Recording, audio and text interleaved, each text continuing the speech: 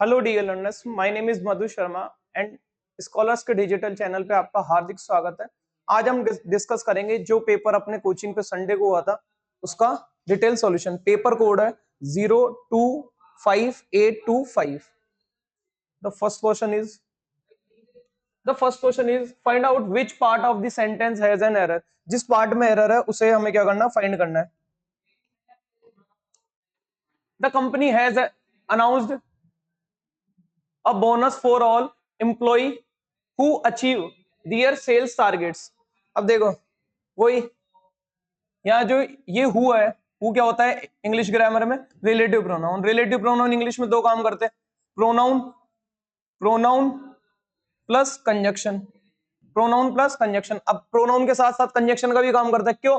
क्योंकि यहाँ पे दो क्लोज है, द कंपनी से लेके एम्प्लॉय तक एक क्लोज है और फिर अचीव से हु से लेके टारगेट्स तक। तो दो क्लोज को जोड़ने का काम कौन करती है? कंजक्शन। इसलिए रिलेटिव प्रोनाउन इंग्लिश में कौन कितने काम करते हैं? दो। एक प्रोनाउन प्लस कंजक्शन। अब ये क्या काम करते हैं? प्रोनाउन क्या काम करते हैं? सब्जेक्ट या ऑब्जेक्ट। हु यूज होता है किसके लिए? सब्जेक्ट के लिए। हुम यूज होता है ऑब्जेक्ट के लिए। और ये जो रिलेटिव प्रोनाउन होते हैं इनका खुद का नंबर जेंडर नहीं होता, इनका खुद का नंबर जेंडर नहीं होता।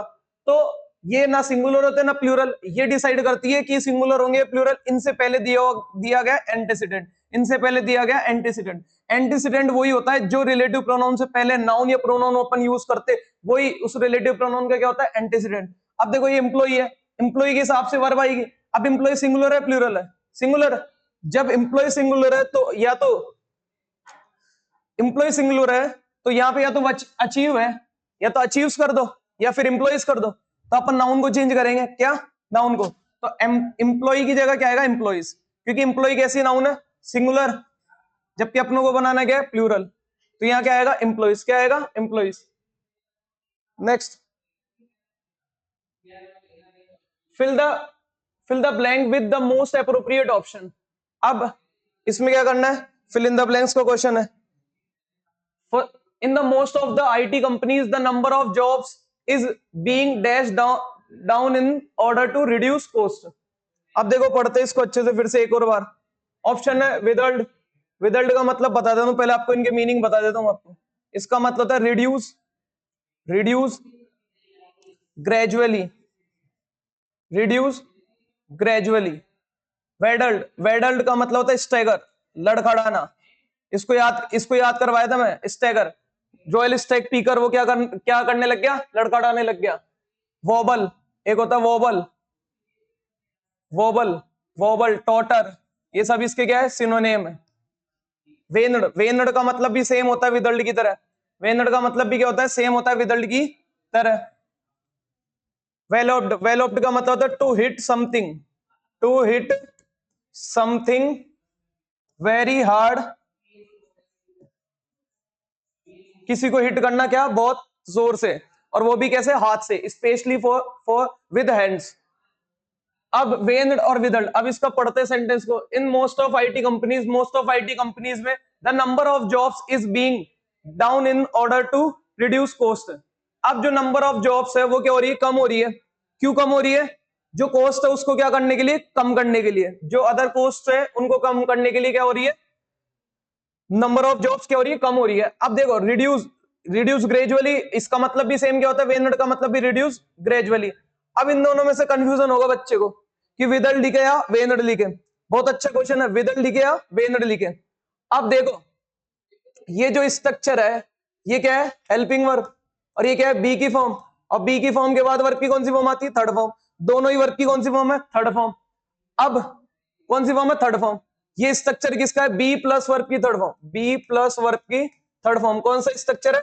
पैसिव वॉइस का। और पैसिव वॉइस उन्हीं वर्ब का बनाया जा सकता है जो वर्ब क्या हो? ट्रांजिटिव। क्या हो? जो वर्ब ट्रांजिटिव हो।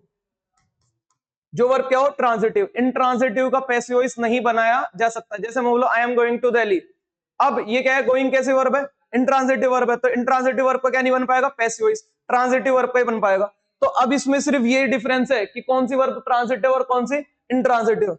जो विदल्ड है वो क्या है? ट्रांजिटिव वर्ब है। और जो वेन्ड है वो क्या है? इन ट्रांजिटिव वर्ब है। मीनिंग दोनों का सेम है। देखो मीनिंग दोनों का सेम है, सिर्फ किस में डिफरेंस है?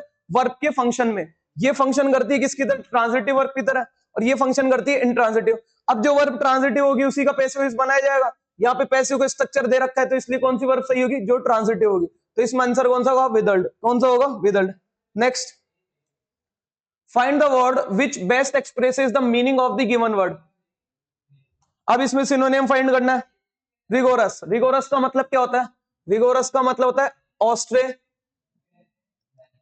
Austere, austere, strict, strict, stern, firm, stern, ये सब इसका मतलब क्या होता है। रिगोरस का मतलब क्या होता है, कठोर। क्या होता है, कठोर। सीजन, सीजन का मतलब होता है एक्सपर्ट। क्या होता है, एक्सपर्ट, एक्सपर्ट,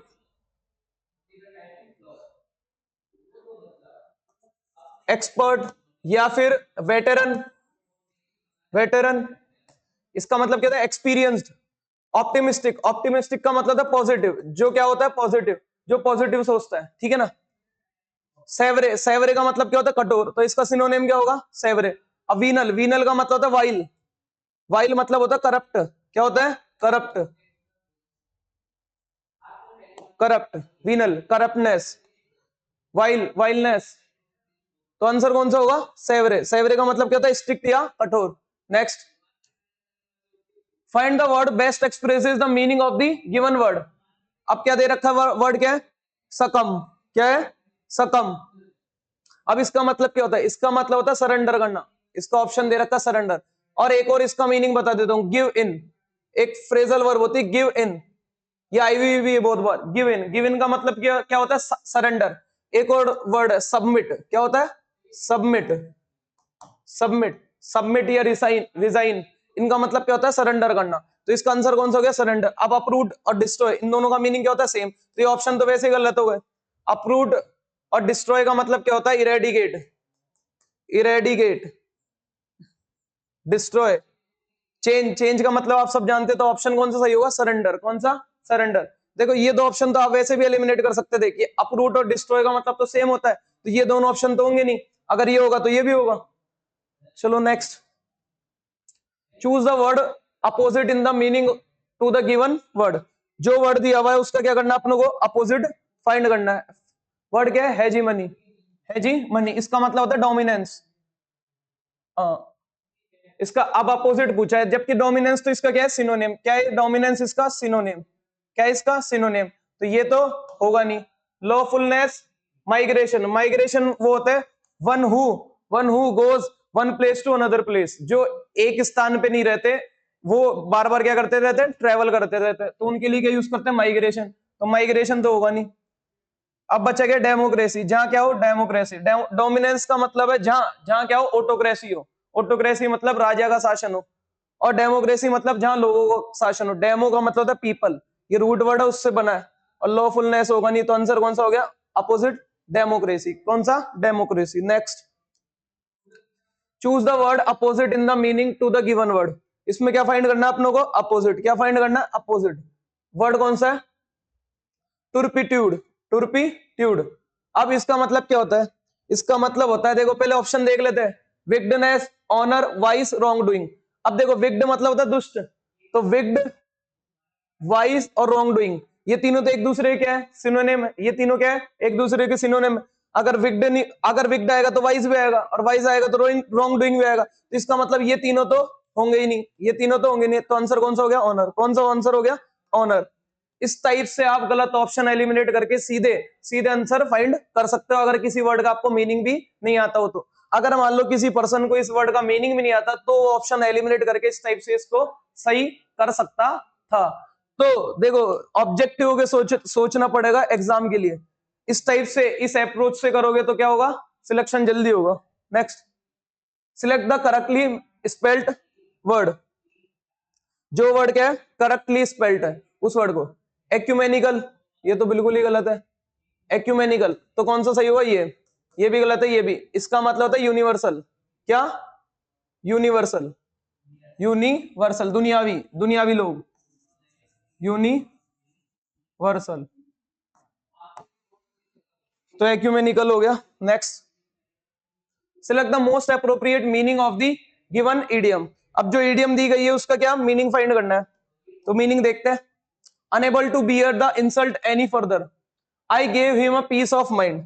अब ये जो पीस ऑफ माइंड है ना, ये क्या है, इडियम है, इसका मीनिंग फाइंड करना है। अब इसको अच्छे से समझना, इसको अच्छे से समझना। Unable to bear the insult any further, अब वो क्या नहीं कर सकता था, और ज्यादा इंसल्ट सहन नहीं कर सकता था, इसलिए उसने क्या करा, I gave him a piece of mind, इसलिए उसने क्या करा, उसे क्या बोला, a piece of mind. A piece of mind देखो, a piece of mind option देख लेते पहले। Complain to him, advised him, scolded him, warn him. अब जैसे बच्चा देखेगा पीस ऑफ माइंड, तो इसको माइंड से रिलेटेड क्या लगेगा कि एडवाइस दे रहा होगा इसको। जबकि एक चीज बताओ, इसको गुस्सा आ रहा है कि नहीं आ रहा, इसको क्या आ रहा है, गुस्सा आ रहा है, क्योंकि वो अभी और इंसल्ट सहन नहीं कर सकता।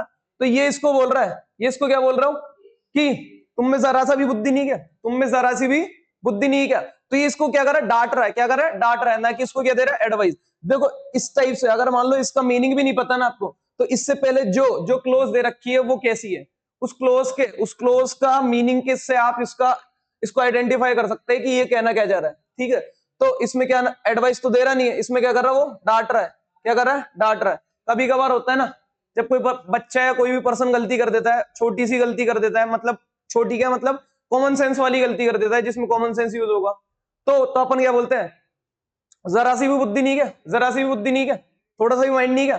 तो अब क्या बोल रहे हैं, a piece of mind, a piece of mind. तो आप उस टाइम क्या कर रहे होते हो, उसको डांट रहे होते हो। Next, select the most appropriate meaning of the given idiom, the entire discussion resolved around the moot point। आप देखते हैं इसको, अब देखो मूट का मतलब क्या होता है, मूट का मतलब क्या होता है, ये इडियम है, इसमें मूट का मतलब बताते हैं।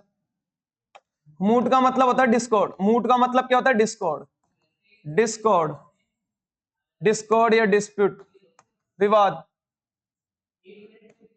तो देखो अब जहां जहां डिस्प्यूट से रिलेटेड बात हो रही होगी वो देखते देखे। अन इंपॉर्टेंट पॉइंट की बात नहीं हो रही। अ नॉन कंट्रोवर्शियल इशू, ये तो बिल्कुल ही अपोजिट हो गया। अ कंट्रोवर्शियल इशू, तो आंसर कौन सा होगा, अ कंट्रोवर्शियल इशू। अनरिलेटेड इशू ये भी नहीं होगा, तो आंसर कौन सा हो गया, कंट्रोवर्शियल इशू। देखो कंट्रोवर्शियल इशू क्या होता है, मतलब जिसमें लड़ाई दंगे से रिलेटेड बात हो, डिस्प्यूट हो, डिस्कॉर्ड हो, विवाद वगैरह हो। तो इस वर्ड से आप क्या पहचान लिए, मूट का मतलब होता है, क्या होता है, डिस्कॉर्ड। एक वर्ड, अब इस वर्ड को याद कर लिए तो आप इसका जो इडियम है इसका भी आपको मीनिंग कन्वे हो जाएगा। Next, select the most appropriate option to substitute the underlined segment in the given sentence। अब क्या करना है, सेंटेंस इंप्रूवमेंट वाला है, कौन सा है, sentence improvement. They succeeded with hardly making any effort.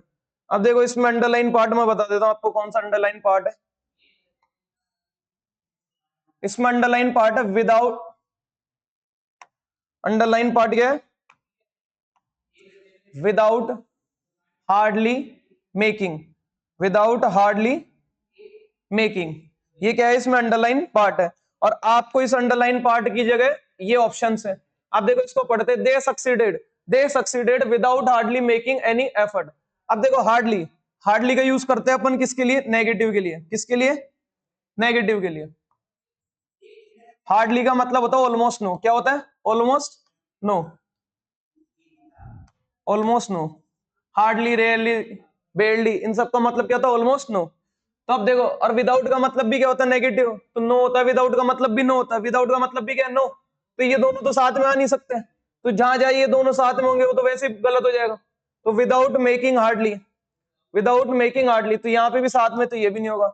With hardly making, अब देखो यहाँ विद क्या है, प्रेपोजिशन, मेकिंग इसका क्या है, ऑब्जेक्ट, जिरंड, और जिरंड को क्वालिफाई कर नहीं सकता, क्यों, क्योंकि हार्डली क्या है, एक एडवर्ब है, क्या है, हार्डली क्या है, एक एडवर्ब है, तो ये भी नहीं होगा। अब hardly without making, hardly without making, देखो विदाउट और हार्डली तो साथ में आएंगे नहीं, तो ये भी गलत हो गया। अब नो इंप्रूवमेंट, तो यहाँ पे भी साथ में रहते हो, तो ये क्वेश्चन ही क्या है, गलत है। इसमें एक और ऑप्शन ऐड होना चाहिए था, इसमें एक और ऑप्शन ऐड होना चाहिए था, वो ऑप्शन क्या सही होगा वो देखो। अब इसमें एक तरीके से सही कर सकते हैं, या तो अपन हार्डली को हटा दे, या क्या हटा दे, विदाउट को हटा दे, या हार्डली को हटा दे या विदाउट को हटा दे। लेकिन हार्डली को भी नहीं हटा, लेकिन अब विदाउट को नहीं हटा पाएंगे, क्यों, क्योंकि विदाउट को हटाएंगे तो सक्सीडेड कैसी वर्ब है, इंट्रांजिटिव वर्ब है, कैसे इंट्रांजिटिव वर्ब है, तो सक्सीडेड को तो क्या चाहिए, प्रेपोजिशन तो चाहिए ही चाहिए। अगर मान लो मैं विदाउट ड्रॉप करूंगा तो फिर सीधा क्या बनेगा, दे succeeded hardly making any effort. तो लेकिन विद अब सक्सीडेड के बाद तो क्या चाहिए आपको, प्रेपोजिशन चाहिए, और प्रेपोजिशन दे नहीं रखी, तो इसलिए विदाउट को भी ड्रॉप नहीं कर सकते, इसलिए अपनों को ड्रॉप क्या करना पड़ेगा, हार्डली। क्या ड्रॉप करना पड़ेगा, हार्डली। तो यहां पे आंसर होगा दे सक्सीडेड विदाउट, दे सक्सीडेड विदाउट मेकिंग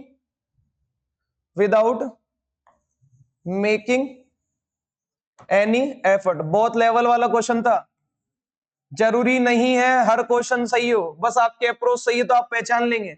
अब देखो इसको, अब ये विदाउट क्या हो गया, प्रेपोजिशन, मेकिंग इसका क्या हो गया, ऑब्जेक्ट, और क्या है, नाउन। नाउन में क्या है, जिरंड है, और जिरंड खुद का सब्जेक्ट ऑब्जेक्ट रख सकते हैं। पढ़ा है मैंने कि जिरंड क्या रख सकते हैं, खुद का सब्जेक्ट या ऑब्जेक्ट। अब ये एफर्ट क्या है, इसका ऑब्जेक्ट हो जाएगा, और एनी क्या हो जाएगा, एडजेक्टिव। क्या हो जाएगा, एडजेक्टिव या डिटर्मिनर। ठीक है, तो इस टाइप से इसको सही कर सकते हैं, और एक और तरीके से सही कर सकते हैं इसको, एक और तरीके से सही कर सकते हैं। देखो दूसरा तरीका और देख लो, with they succeeded with little effort, with little effort. अब जो लिटिल होता है, अ लिटिल मतलब होता है थोड़ा, द लिटिल बचा कुचा सब, और लिटिल का मतलब होता है ना के बराबर, वही ऑलमोस्ट नो। तो इस टाइप से भी इसको क्या कर सकते हो आप, सही कर सकते हो, ऑलमोस्ट नो, ना के बराबर। तो ये विद क्या हो जाएगा, इसका विद क्या हो जाएगा, प्रेपोजिशन हो जाएगी, विद क्या हो जाएगी, प्रेपोजिशन, और ये एफर्ट इसका क्या हो जाएगा, ऑब्जेक्ट, और ये क्या हो जाएगा, एडजेक्टिव। ये क्या हो जाएगा, एडजेक्टिव, और वो भी किसको शो करेगा, तो ये इस टाइप से भी सही कर सकते हो, इस टाइप से भी। वे सक्सीड हो गए बिना किसी एफर्ट के, वे सक्सीड हो गए विद ना के बराबर एफर्ट के। तो ये दोनों तरीके से इसको क्या कर सकते हो आप, सही कर सकते हो। Next, select the most appropriate option to substitute the underlined segment in the given sentence। अब अंडरलाइन पार्ट को, वही सेंटेंस इंप्रूवमेंट का क्वेश्चन है। Ramesh is as tall if not taller than Mahesh. Level वाला क्वेश्चन है ये सबसे लेवल वाला क्वेश्चन है, ये पूरा पेपर ही लेवल वाला है, इसलिए इसकी सॉल्यूशन जरूर देखना, ठीक है ना। इसको डीप में डिस्कस करते हैं। Ramesh is as tall if, अब देखो गलत ऑप्शन एलिमिनेट करते पहले। मैंने बताया था कि सिमली, अब सिमली होती है, सिमली हमेशा आएगी एज डैश एज, क्या आएगी, एज डैश एज। अब इसके बीच में जो भी डिग्री आएगी ना, एडजेक्टिव की 3 डिग्री होती है, positive, comparative, superlative, positive, comparative, superlative, ठीक है ना। तो जब भी आपको पॉजिटिव डिग्री से कंपैरिजन करना हो, जब भी आपको पॉजिटिव डिग्री से कंपैरिजन करना हो, तो अपन किसका यूज करते हैं, सिमली का, सिमली एज डैश एज।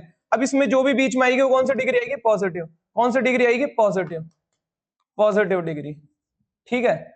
अब देखते हैं, और सिमली के लिए ओनली सिंगल एज नहीं चाहिए, दोनों तरफ क्या चाहिए, एज चाहिए। अब जहां सिंगल एज है वो गलत हो जाएगा, तो यहां तो देखो इस सिमली को पूरा कर रखा है कि यहां तो ओनली एज टॉल दे रखा है, लास्ट में भी क्या आना चाहिए था, एज, तो ये तो वैसे गलत हो गया।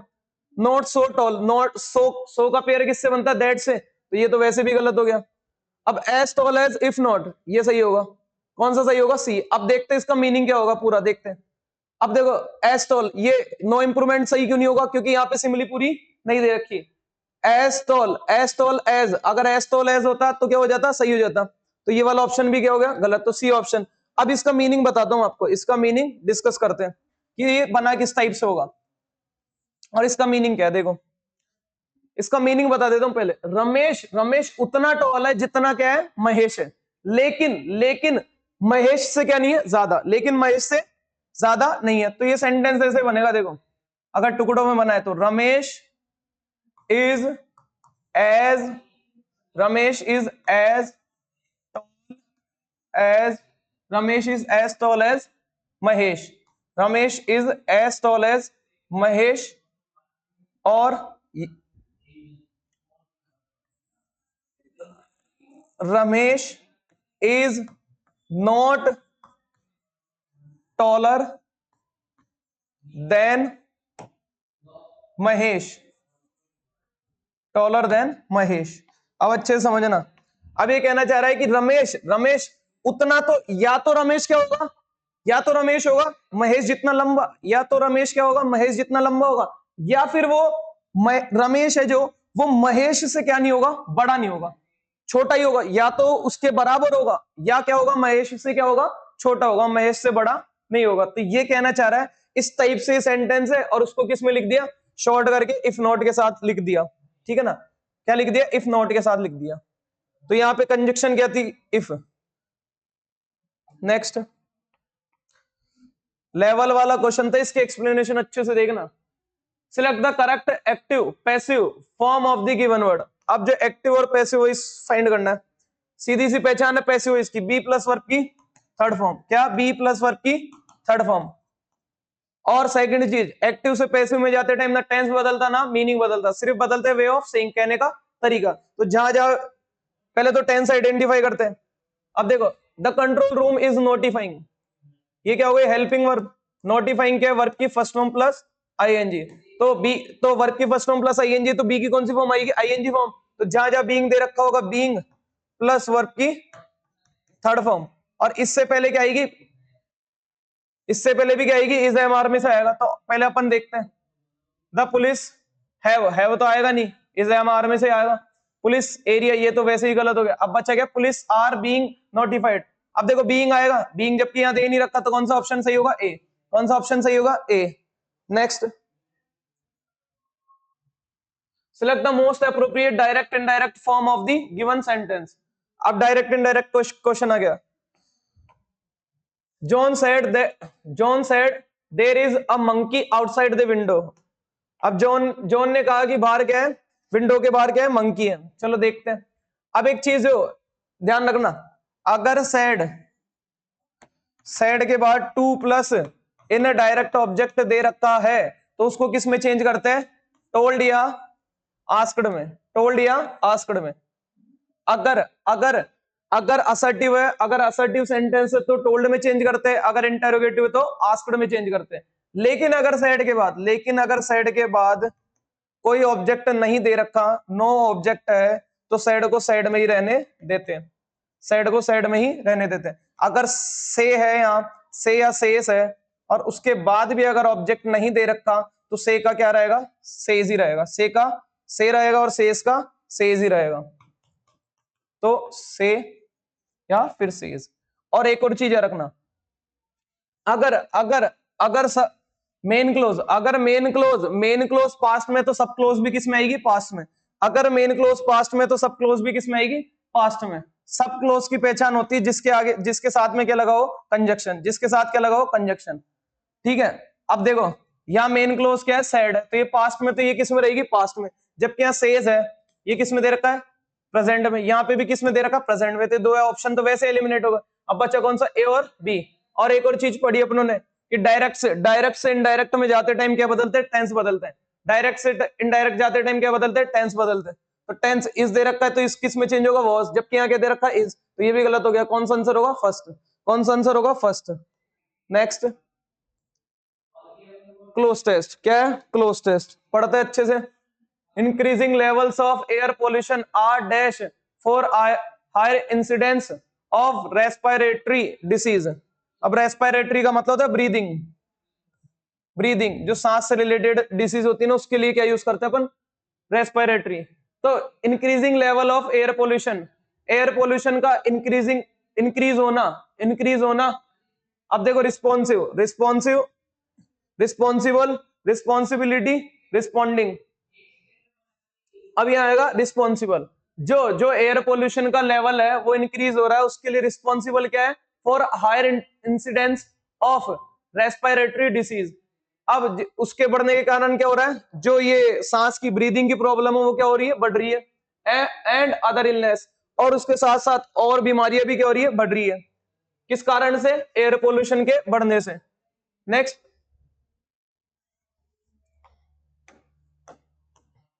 Various studies carried out in Delhi. बहुत सारी स्टडीज की गई दिल्ली में जो कि रिफ्लेक्ट करती है correlation between air pollution and it's impact. अब देखो, बहुत सारी स्टडीज की गई है दिल्ली में जो कि रिफ्लेक्ट करती है, क्या रिफ्लेक्ट करती है, कोरिलेशन, रिलेशन बताती है किनके बीच में, एयर पोल्यूशन और उससे क्या इफेक्ट पड़ा। इंपैक्ट का मतलब क्या होता है, इफेक्ट। तब देखते हो, रफ तो होगा नहीं, लॉन्ग होगा नहीं, इलनेस। अब देखो समझना, या इम्पैक्ट्स, इम्पैक्ट्स क्या है नाउन, और इलनेस भी क्या है नाउन। तो ये तो वैसे ही नहीं हो सकता, क्योंकि दो नाउन नहीं आ सकते बिना कंजक्शन के।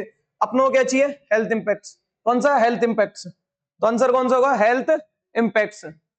तो जो दिल्ली, बहुत सारी स्टडीज की गई दिल्ली में, जो कि रिफ्लेक्ट करती है जो कि रिफ्लेक्ट करती है, रिलेशन बताती है किसके बीच में, एयर पोल्यूशन और उसके हेल्थ इम्पैक्ट्स पे।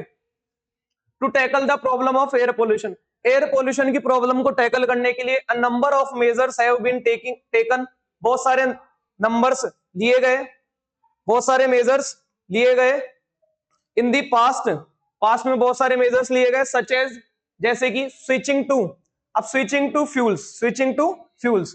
अब देखो ये समझो, फ्यूल्स, फ्यूल्स क्या है, नाउन, फ्यूल्स क्या है, नाउन। बहुत इंपॉर्टेंट क्वेश्चन है ये, ऑप्शन से एलिमिनेट हो जाएगा, देखना भी। ये फ्यूल्स क्या है, नाउन। अब यहाँ पे जो भी आएगा वो क्या होगा, एडजेक्टिव। तो गिल्टलेस, गिल्टलेस तो फ्यूल्स होगा नहीं, राइटियस ये तो होगा नहीं। अब बचा क्या, इमेकुलेट और क्लीनर। अब इमेकुलेट का मतलब क्या होता है, क्लीन, क्या होता है, क्लीन, क्या होता है, क्लीन। और इमेकुलेट का पार्ट्स ऑफ स्पीच होता है एडजेक्टिव, क्या होता है, एडजेक्टिव। अब देखो यहाँ पे भी क्लीन दे रखा है और यहाँ पे भी क्या दे रखा है, इसका मतलब भी क्या होता है, क्लीन। जबकि लेकिन ये क्या है, नाउन। अपनों को क्या चाहिए, इसको क्वालिफाई करने के लिए यहाँ पे क्या चाहिए, एडजेक्टिव। तो नाउन तो आएगा नहीं, तो क्लीनर तो होगा नहीं, बचा क्या, इमेकुलेट, क्या बचा, इमेकुलेट। इस टाइप से क्वेश्चन आएंगे। अब देखो इसमें कंफ्यूजन हो सकता था सी या डी में, लेकिन डी क्यों नहीं आएगा, क्योंकि क्लीनर क्या है, नाउन है। जबकि अपनों को इसको क्वालिफाई करने के लिए क्या चाहिए, एडजेक्टिव। और एडजेक्टिव कौन होता है, एडजेक्टिव किसका पार्ट ऑफ स्पीच होता है, इमेकुलेट का, किसका, इमेकुलेट का। तो the answer is immaculate. Next, हाँ, सच है स्विचिंग टू इमेक्युलेट फ्यूल्स। अब जो हमें क्या है, क्लीन फ्यूल्स पे क्या करना चाहिए, स्विच होना चाहिए। Tightening vacuolar vehicular emission limits, और हमें क्या करना चाहिए, जो व्हीकल से जो धुआं निकलता है उसको क्या करना चाहिए, कम करना चाहिए। फेज आउट ऑफ, अब phase something out of, phase something out of का मतलब था टू स्टॉप, क्या करना, धीरे धीरे कम करना। टू स्टॉप ग्रेजुअली, धीरे धीरे उसको क्या करना, बंद करना। Phase out, phase out, phase out. एक सेकंड रुको, फेज आउट, हाँ, phasing out of the old vehicles. और हमें क्या करना चाहिए, जो ओल्ड व्हीकल्स है उनको धीरे धीरे क्या करना चाहिए, बंद करना चाहिए। And maintenance of in use vehicles, और जो हम व्हीकल्स क्या कर रहे हैं, यूज कर रहे हैं, उनको उनका उन पे क्या करना चाहिए, मेंटेनेंस करना चाहिए, उनका मेंटेनेंस का ध्यान रखना चाहिए। क्लोजिंग और रिलोकेटिंग, आप देखो क्लोज कर देना चाहिए या फिर क्या कर देना चाहिए, रिलोकेट कर देना चाहिए, किनको, इंडस्ट्रीज को, किनको, इंडस्ट्रीज को, प्लांटेशन एक्टिविटीज को। अब देखो समझो, ऑप्शन क्या दे रखा, पॉल्यूशन, क्या दे रखा, पॉल्यूशन। देखो पॉल्यूशन होता है नाउन, ये क्या होती है, वर्ब, ये क्या होती है, वर्ब की फर्स्ट फॉर्म प्लस आईएनजी, क्या होती है, वर्ब की फर्स्ट फॉर्म प्लस आईएनजी, और ये क्या है, वर्ब की थर्ड फॉर्म। अब देखो यहां समझना, ये जो इंडस्ट्रीज है, इसको अच्छे से अभी और समझा दूंगा डिटेल में। जो इंडस्ट्रीज है ये क्या है, नाउन है, ये क्या है, नाउन है। अब इस नाउन को क्वालिफाई करने के लिए यहाँ पे क्या आएगा, एडजेक्टिव, क्या आएगा, एडजेक्टिव।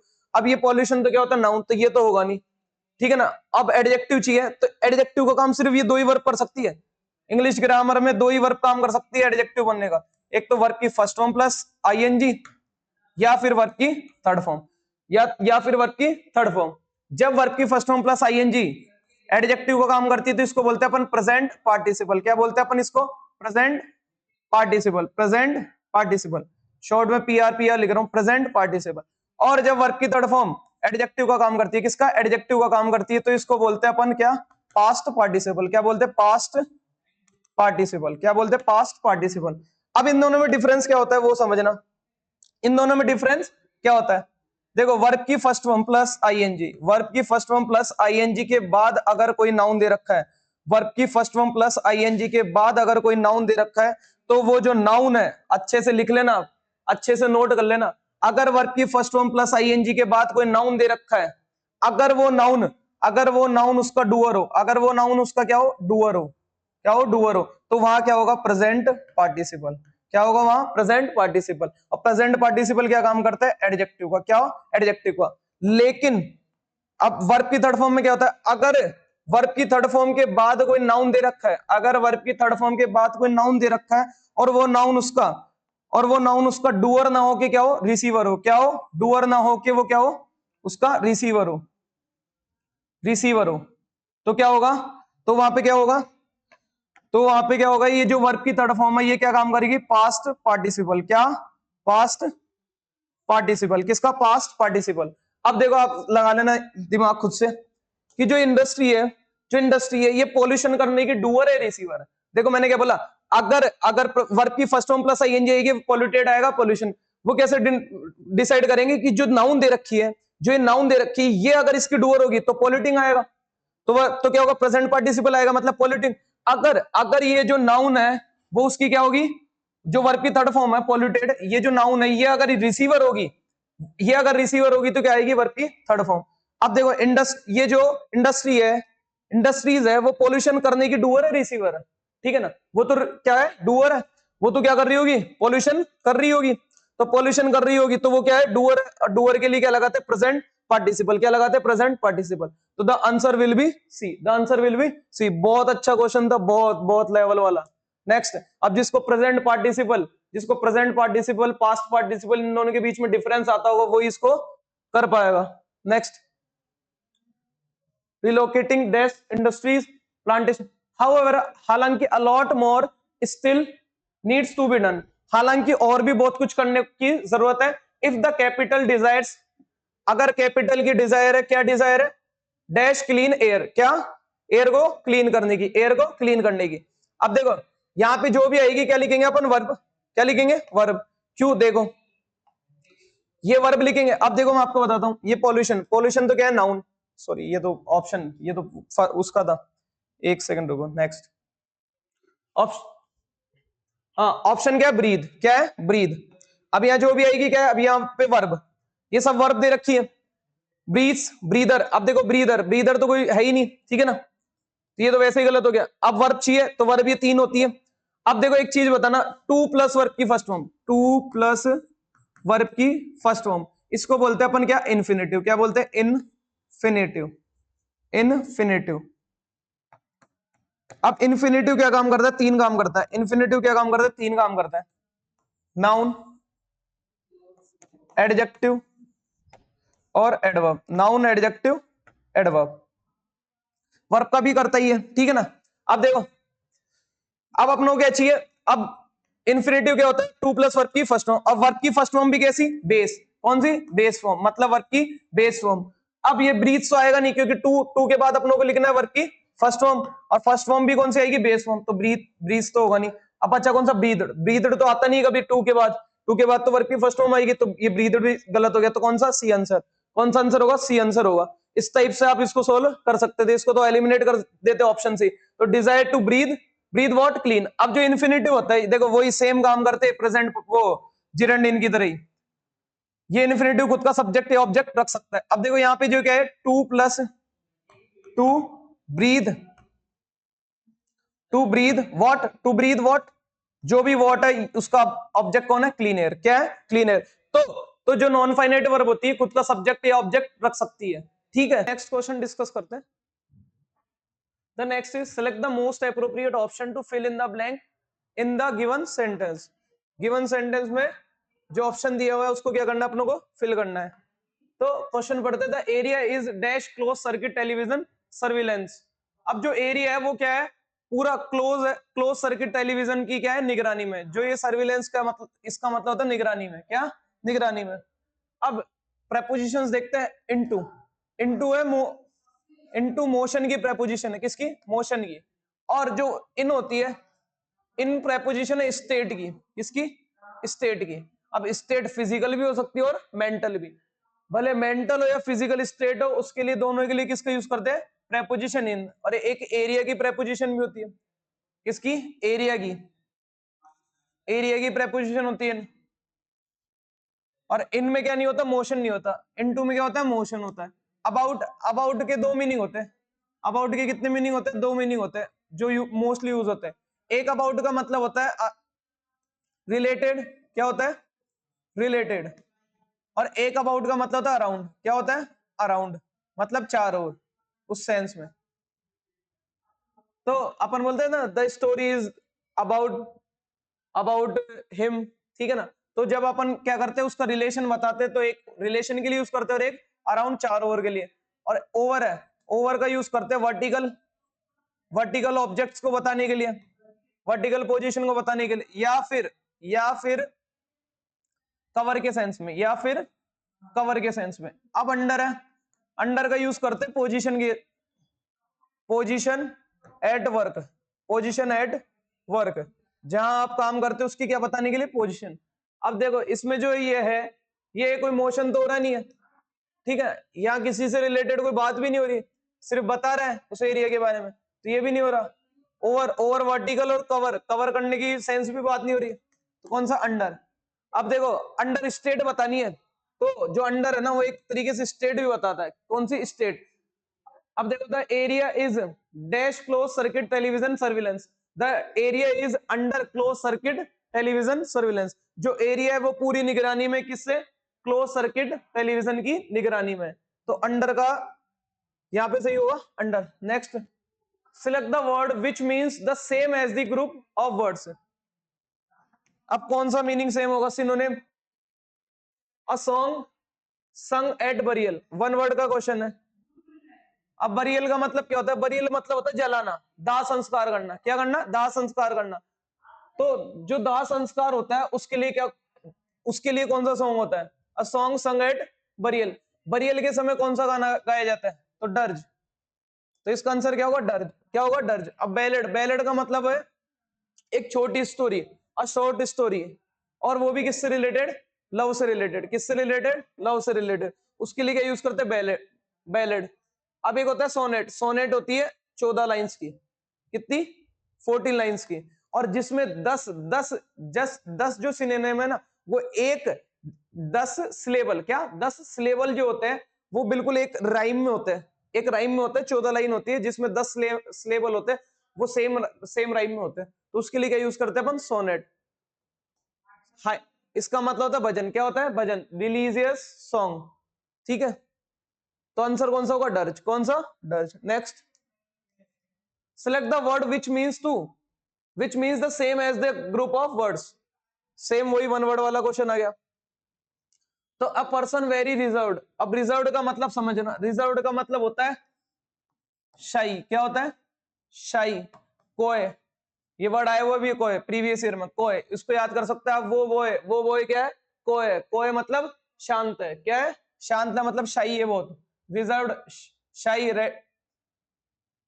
तो इस कोय का, इसका मतलब अब शाई जो बंदा होगा, जो बंदा शाई होगा वो क्या होगा, कम बोलने वाला होगा, क्या होगा, कम बोलने वाला होगा, तो रेटिसेंट, तो इसका आंसर क्या होगा, रेटिसेंट। अब इलोक्वेंट, इलोक्वेंट का मतलब होता है जो जो बहुत ज्यादा बोलता है, जो स्पीच वगैरह देने में माहिर है, उसके लिए क्या यूज करता है, इलोक्वेंट, क्या होता है, इलोक्वेंट, तो इलोक्वेंट तो होगा नहीं। कॉन्फिडेंट, कॉन्फिडेंट का मतलब जानते हो, एडमेंट, एडमेंट का मतलब जिद्दी, ऑब्स्टिनेट, क्या, ऑब्स्टिनेट, ऑब्स्टिनेट, या स्टबन, या स्टबन, स्टबन, जिद्दी, उस टाइप के पर्सन के लिए क्या यूज करते हैं, एडमेंट, क्या, एडमेंट। तो आंसर कौन सा होगा, रेटिसेंट, कौन सा, रेटिसेंट, रेटिसेंट का मतलब होता है जो बहुत कम बोलता है, जो बहुत कम बात करता है। नेक्स्ट, शी फॉरगॉट लॉक, क्या फाइंड करना है, एरर, क्या फाइंड करना है, एरर, पढ़ते हैं, she forgot lock the door when she went out in a hurry, वह भूल गई दरवाजे को बंद करना जब वो कहां गई थी, जब वो जल्दी में थी, जब वो क्या थी, जल्दी में थी। अब देखो शी क्या है, सब्जेक्ट, फॉरगॉट वर्ब की सेकंड फॉर्म, लॉक वर्ब की फर्स्ट फॉर्म, डोर क्या है, ऑब्जेक्ट, वैन क्या है, conjunction, subject number 2, went out phrasal verb, क्या है, फ्रेजल वर्ब, उसमें वर्ब की कौन सी फॉर्म है, सेकंड फॉर्म। इन प्रेपोजिशन, हरी इसका ऑब्जेक्ट, ये पूरी फ्रेज है। अब समझो, शी फॉरगॉट, अब देखो दो वर्ब है, क्या, दो वर्ब है, अब दो वर्ब बिना कंजक्शन के आ सकती है, नहीं, बिना कंजक्शन के नहीं आ सकती, तो इसका मतलब ये जो वर्ब है ये क्या है, गलत है, क्या ये गलत है, तो इसकी जगह क्या आएगा, अब वो देखते हैं इसकी जगह क्या आएगा। अब देखो, forgot I forgot to lock the room, I forgot to lock the room, और आई फॉरगॉट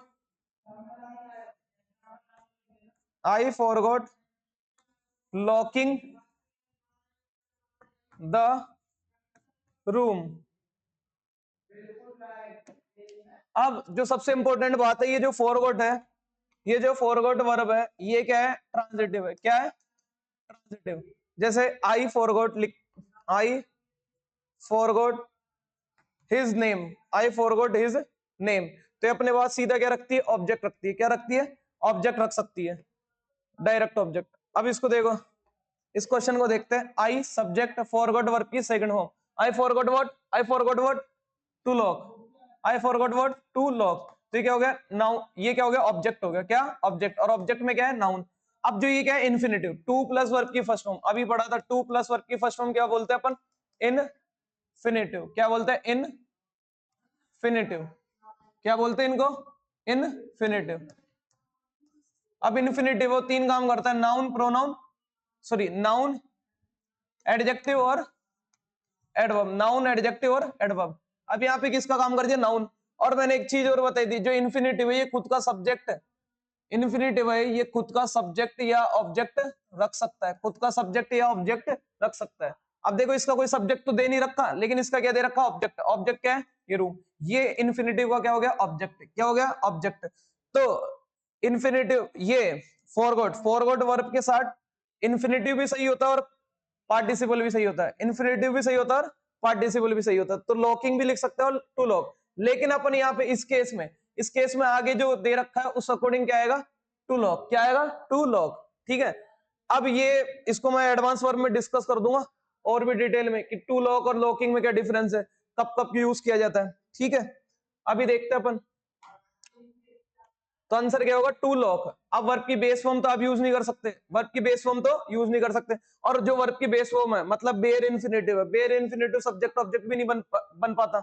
तो इसलिए क्या आएगा आंसर, फॉरवर्ड कैसी है, ट्रांजिटिव। और ट्रांजिटिव के बाद अपनों को क्या लिखना होता है, ट्रांजिटिव के बाद अपनों को ऑब्जेक्ट चाहिए, और ऑब्जेक्ट क्या काम कर देगा, इन्फिनिटिव। क्या काम कर देगा, इन्फिनिटिव। चलो नेक्स्ट, तो इसमें आएगा टू लॉक। क्या आएगा, टू लॉक। हाँ, next question, given below are four jumbled. अब जम्बल्ड दे रखा है, इसको रीअरेंज करना है। पढ़ते हैं पहले sentence, what can we do to avoid anger and provocation. Provocation, provocation का मतलब होता है उकसाना, है ना। अब कोई हमें उकसाए और हम क्या हो जाए, गुस्सा हो जाए, तो हम उसको कैसे अवॉइड कर सकते हैं। Anger and tension are prevalent. Prevalent का मतलब क्या होता है, प्रिवेलेंट का मतलब होता है कॉमन। क्या होता है, कॉमन। अब एंगर और टेंशन आर क्या है, बहुत कॉमन है। ड्यू टू कॉन्फ्लिक्ट्स, जो कि किस कारण से होती है, conflicts arising out of these differences. अब समझना, एक चीज तो यहां पकड़ में आ गई कि जो दीज है, ठीक है ना, इसका रेफरेंस कहीं ना कहीं दे रखा है, तो बी से तो स्टार्ट होगा नहीं, तो जहां जहां बी दे रखा है, बी से तो दे भी नहीं रखा। नेक्स्ट पढ़ते, the society is full of people who think and act differently. अब देखो इसका पेयर इससे बनेगा, देखना अच्छे से। द सोसाइटी, ये सोसाइटी क्या है, पूरी भरी हुई है उन लोगों से जो क्या करते हैं, सोचते कुछ और एक्ट कुछ और करते हैं। तो फर्स्ट क्या होगा, सी। अब वो जो वैसे लोग हैं वो क्या करते हैं, anger and tension are prevalent due to conflicts arising out of these differences. और इन डिफरेंसेस, देखो इसका रेफरेंस क्या, इन डिफरेंसेस के कारण क्या होता है, जो एंगर और टेंशन क्या होती है, बढ़ जाती है इनके कारण। तो सी के बाद क्या आएगा, बी। सी के बाद पेयर किसका बनना, B. What can we do to avoid anger और प्रोवोकेशन। अब हम क्या कर सकते हैं एंगर और प्रोवोकेशन को अवॉइड करने के लिए, तो ये हो गया, we need to develop in ourselves. फिर ये तो लास्ट में आएगी, तो C B A D, C B A D. तो the correct answer is B, correct answer is B. Next, given below are four jumbled sentence. अब जो four jumbled दे रखे इसमें भी सेम वही, the brain is active too during sleep.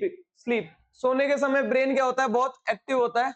Sending messages for heart to beat regularly, और message भेजता रहता है किसको, हार्ट से बीट को, ठीक है ना, दिल से लेके धड़कन को क्या करता रहता है, रेगुलरली क्या भेजता रहता है, मैसेज भेजता रहता है। हालांकि बॉडी यूटिलाइज करती है the sleeping time effectively. Body utilize करती है जो सोने का टाइम है ना उसको भी क्या, effectively. We spend about 1/3 of our time sleeping. और हम कितना टाइम वो कितना टाइम स्पेंड करते हैं स्लीपिंग में, 1/3, 1/3। इट प्रोड्यूस, अब एक चीज देखो फिर से, ये इट तभी आएगा जब इसका रेफरेंस कहीं ना कहीं दिया होगा, तो डी से तो स्टार्ट होगा नहीं। अब फर्स्ट क्या है, देखो पहले हम स्पेंड करते कितना टाइम स्लीपिंग में, तो यहां बनेगा सी। फिर हालांकि द बॉडी यूटिलाइज, अब देखो ये जो इट है, ये इट है, ये किसके लिए आया है पहले ये पहचानना होगा। ये इट है, ये बॉडी के लिए आया है, ये बॉडी के लिए आया या ब्रेन के लिए आया, किसके लिए आया, बॉडी के लिए आया या ब्रेन के लिए आया। अब पढ़ते हैं कि वी स्पेंड, हम एक तिहाई समय किस पे स्पेंड करते हैं, सोने में। हालांकि जबकि हालांकि बॉडी क्या करती है उस टाइम को भी क्या करती है, यूटिलाइज करती है। तो सी के बाद बैठ रहा है बी, क्या बैठ रहा है बी। उसके बाद अभी बॉडी के बारे में, यहाँ जो इटन है किसके लिए है, बॉडी के लिए। और फिर बॉडी क्या करती है, प्रोड्यूस करती है, क्योंकि अभी अगर मान लो सपोज दैट अगर अपन इस ब्रेन के लिए यूज कर रहे होते तो ब्रेन थोड़ी प्रोड्यूस करेगा एनर्जी, यहाँ पे प्रोड्यूस कौन करती है, एनर्जी, वो भी कब, सोते समय भी। तो it produce energy and release hormones, ये क्या प्रोड्यूस करती है, एनर्जी प्रोड्यूस करती है और रिलीज कर देती है हार्मोन्स को, फॉर रिपेयर के लिए, and growth during the night, और नाइट में भी ग्रोथ के लिए। तो फिर पेयर किसका बना, डी का, C B D A, C B D A. तो the answer will be first, the answer will be first. Next, select the incorrectly spelled word. अब जो इनकरेक्टली वर्ड है उसको क्या करना है, अपनों को फाइंड करना है। तो कैडर, कैडर मतलब तो जानते ही हो आप, कैडर मतलब है कोई ग्रुप वगैरह से रिलेटेड, ठीक है ना, टीम वगैरह। कैडर का मतलब क्या होता है, कोई टीम मिल गई, कोई ग्रुप मिल गया उससे। कमिट, कमिट मतलब होता है एक्सेप्ट करना, ठीक है। कार्निवोरस, देखो स्पेलिंग भी सही है, कमिट में डबल एम आता है वो भी सही है, कैडर भी सही है, कैडर में आर ही आता है, आर ही आता है ना कि आर, तो ये बिल्कुल सही है, ये भी सही है। कार्निवोरस, कारण, अब देखो अपन इसको याद करें तो रूट से, कांड का मतलब होता है फ्लैश, वोरस का मतलब क्या होता है, ईट का, तो ये भी सही है। कैलेंडर, अब देखो यहाँ यहाँ ई गलत दे रखा है, इस ई की जगह क्या आना चाहिए, ए, इस ई की जगह क्या आना चाहिए, ए। तो इनकरेक्टली पूछे तो ये भी गलत होगी, ये भी गलत होगी, ये भी, तो the answer will B calendar, the answer will B calendar. Next, हाँ तो इतने ही क्वेश्चन है। I hope you have understood what I taught and you enjoyed. अगर सच में ये क्लास वर्थ लगी हो, अगर इसकी एक्सप्लेनेशन जो जो आपको दी गई है वो सच में वर्थ लगी हो, तो इस वीडियो को लाइक शेयर सब्सक्राइब और कमेंट जरूर करें। Thank you so much for watching this video.